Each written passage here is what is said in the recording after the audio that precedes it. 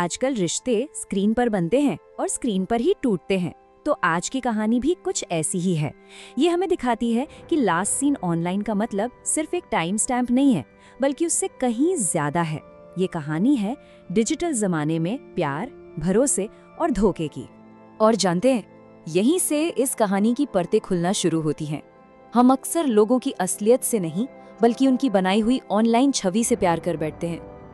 ये कहानी इसी फासले की है, जो हम स्क्रीन पर देखते हैं और जो सच में होता है, उसके बीच की खाई कितनी गहरी हो सकती है।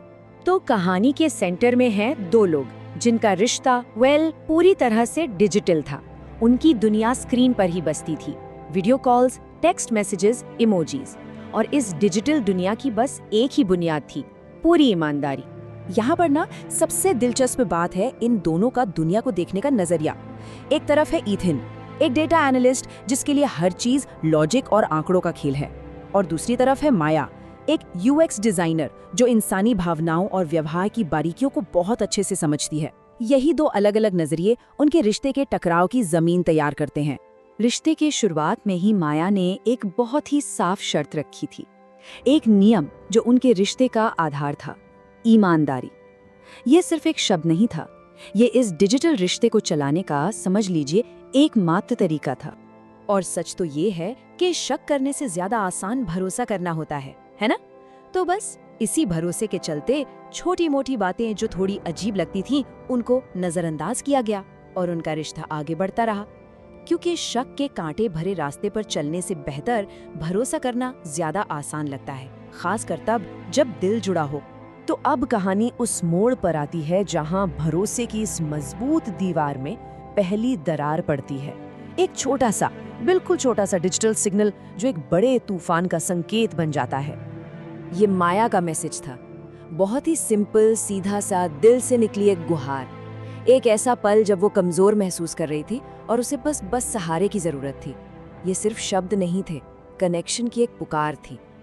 और जवाब में क्या मिला? सिर्फ खामोशी। मैसेज पढ़ा जा चुका था, सीन का टिक लग चुका था, पर कोई जवाब नहीं। और जानते हैं, कभी कभी सन्नाटा शब्दों से कहीं ज्यादा शोर करता है।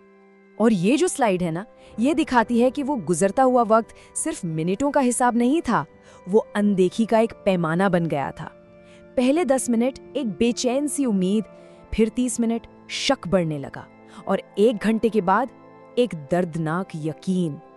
और बस यही माया को एक बहुत जरूरी बात समझ में आ गई कि ये कोई एक बार की गलती नहीं थी, बल्कि ये किसी के असली चरित्र का पर्दाफाश था।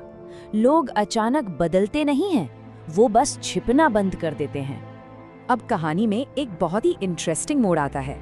माया ने भावनाओं में बहने की जगह अपने प्रोफेशनल स्किल्स का इस्तेमाल किया। एक यूएक्स डिजाइनर के तौर पर उसने इस पूरे रिश्ते का एक सिस्टमैटिक विश्लेषण शुरू कर दिया। माया ने जिस कॉन्सेप्ट का इस्तेमाल किया उसे कहते हैं डिजिटल बॉडी लैंग्वेज। देखिए, जैसे एक यूएक्स डिजाइनर यूजर के क्लिक्स और उसके ऑनलाइन बिहेवियर को समझता है ना, बिल्कुल वैसे ही माया ने ईथन के ऑनलाइन पैटर्न को एनालाइज करना शुरू कर दिया, ताकि सच सामने आ सके। तो ये कुछ डेटा पॉइंट्स थे जो माया ने नोटिस किए।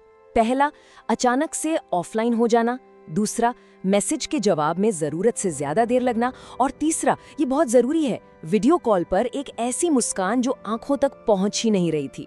ये सिर्फ इल्जाम नहीं थे, ये पैटर्न थे जो खुद एक कहानी कह रहे थे। यहाँ माया की स्ट्रैटेजी कमाल का काम करती है। उसने कोई हंगामा नहीं किया, कोई सवाल जवाब नहीं, उसने बस अपनी तरफ से एक खामोशी बना ली। और सच तो ये है कि झूठे इंसान को शांत रहने से ज्यादा कोई चीज नहीं डराती। तो अब मंच तैयार था आखिरी टकराव के लिए। ये वो पल था जब सच सामने आना था, जहां बहाने नहीं, सिर्फ जवाब मायने रखते हैं। और ये था ईथन का कबूलनामा, एक ऐसी कोशिश जिसमें वो अपनी जिम्मेदारी को कम से कम दिखाना चाहता था, जैसे कि ये सब बस हो गया। लेकिन माया ने तुरंत ईथन के इस बहाने को अपने तेज विश्लेषण से काट दिया। उसने साफ साफ कहा कि धोखा एक पल की गलती नहीं होता, बल्कि कई जानबूझकर लिए गए फैसलों का नतीजा होता है। और ये है कहानी का सबसे बड़ा, सबसे अहम मोड़। माया की ये पूरी जांच ईथन को बेनकाब करने के लिए थी ही नहीं, ये खुद को परखने के लिए थी ये देखने के लिए कि क्या वो एक ऐसे रिश्ते में बनी रहेगी जहां उसका सम्मान नहीं था। तो इस पूरी कहानी का निचोड़ क्या निकलता है, इसका जो आखिरी सबक है वो क्या है, चलिए देखते हैं। ये लाइन बहुत पावरफुल है, जो पूरी कहानी को एक नए नजरिए से पेश करती है। ये कहानी असल में छोड़ने की नहीं, बल्कि खुद को, अपने आत्मसम्मान को चुनने की है। तो इस कहानी से हम क्या सीख सकते हैं? ये 4 पॉइंट्स इसका सार है। पहला, प्यार को मौजूदगी चाहिए, सिर्फ पासवर्ड नहीं। दूसरा, धोखा हमेशा छोटे छोटे झूठ से ही शुरू होता है। तीसरा, असली ताकत बदला लेने में नहीं, बल्कि डिग्निटी के साथ, सम्मान के साथ आगे बढ़ने में है। और चौथा, ये याद रखना बहुत जरूरी है, शक से भरी खामोशी कभी भी मन की शांति नहीं हो सकती। और आखिर में ये कहानी एक बहुत ज़रूरी सवाल हमारे सामने छोड़ जाती है, एक ऐसा सवाल जो हर किसी को अपने रिश्तों के बारे में सोचने पर मजबूर करता है।